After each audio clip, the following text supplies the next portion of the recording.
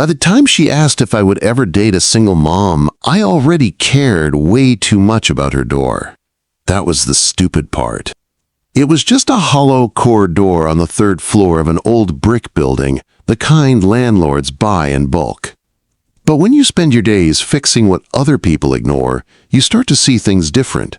A loose hinge, a cheap lock, a frame that has taken one too many hits. You see where something will fail before it actually does. The hallway outside 3C's smelled like wet carpet and takeout.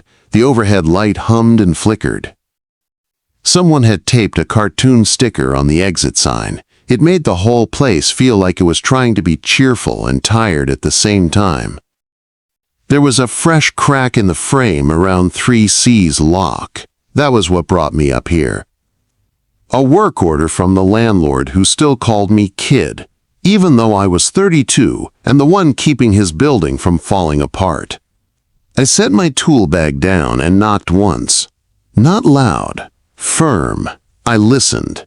Inside, I heard the soft pad of feet, then a pause, the faint clink of a chain sliding off a latch. The deadbolt turned, and the door opened 3 inches, no more. One brown eye looked through the gap at me. Calm, sharp, not scared, but on guard. "Can I help you?" she asked. Her voice was low and even, no shake in it. "Jake Miller," I said, holding up the work order so she could see the name and the number. "Building maintenance. Matt said your lock was sticking, and your frame took a hit." Her eye dropped to the paper, then to my tool bag, then back to my face. She used those few seconds to read me, the way I might inspect a wall for water damage, looking for cracks. "You got ID?" she asked. "Yeah," I said. I pulled my badge from my shirt pocket and held it in the gap. She studied it longer than most people do. Only when she was done did she open the door wider. The chain stayed on. I did not push it. "Sorry," she said. "I do this with everyone now." "No reason to be sorry," I said. "You are doing it right." She clicked the chain off and stepped back. "Come in," she said. "I'm Lauren Hayes." Quote. I stepped inside and let the door close behind me. Her place was small but cared for. The couch faced the window, not the TV. A blue blanket folded over the back. A row of tiny shoes lined up by the mat, 2 sizes at least. A pink backpack hung on a hook by the kitchen. The only real mess was a pile of crayons on the coffee table and a coloring book open to a half-finished page. A cartoon fox stared up at me from the paper, missing half its fur. The crack in the frame was right at shoulder level, splintered inward. Somebody had hit this door hard. Once. Maybe more. I crouched and ran my thumb along the damage. Cheap, soft wood. The kind you can mark with a fingernail. "Someone try the door?" I asked. Lauren leaned her hip against the counter, arms wrapped around herself like she was cold, even though the room was warm. "It's fine," she said. "It is not fine," I said. Somebody put weight on it. She watched my face instead of the frame. I could feel her deciding how much to say. "Last week," she said finally, "my ex. He is not on the lease. I told him he cannot just show up. He did not like that." She said it like she was reading a weather report. Just facts, no drama. "You call the cops?" I asked. "I did," she said. "They came. He was gone by then. They told me to get the lock looked at and to keep the chain on. And to call again if he comes back." Her mouth twisted a little when she said that last part. We both knew how that usually went. I nodded and set my tools out on the mat. Drill. Chisel. Longer screws. A solid strike plate. You cannot change a whole life with a door, but you can at least make it harder for trouble to walk in without asking. "How old?" I asked, nodding toward the backpack. "6, she said. "Emma, she is at school." Her voice softened on the name, like that one word was the warmest thing she had. I opened the door and looked at the jamb from the hall side, then closed it and checked how the lock caught. It stuck halfway, then jumped with a loud thunk. "How long has it been like this?" I asked. "A while," she said. "It got worse this month." "You should have called sooner," I said. I did, she said. Matt kept saying he would send someone. Guess he finally meant it.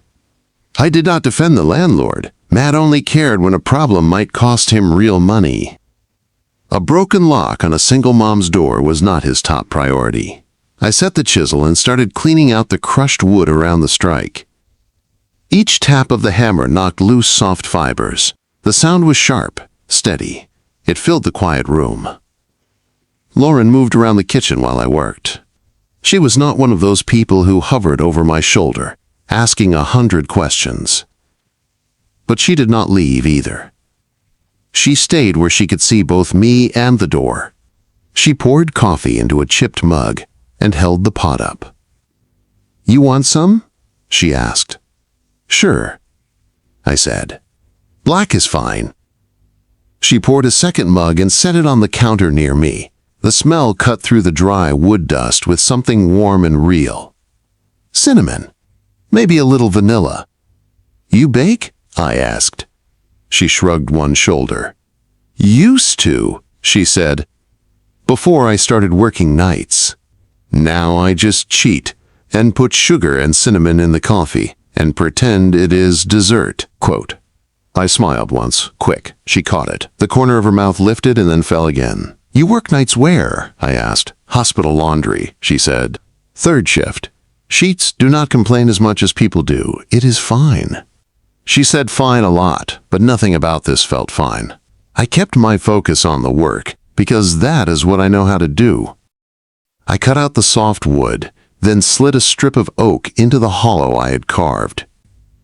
The oak was narrow, no thicker than my thumb, but it was strong. When I tapped it in, it locked tight against the frame. The pine gave way around it, like it was relieved to have something solid to lean on. Lauren watched my hands. Not like she was flirting, like she was measuring if I really knew what I was doing. "What's that?" she asked. "Hardwood shim," I said. The old screws were just biting into soft wood and drywall. The first good hit, and they ripped out. This gives the lock something real to grab. "So you are giving my door a backbone," she said. "Something like that," I said.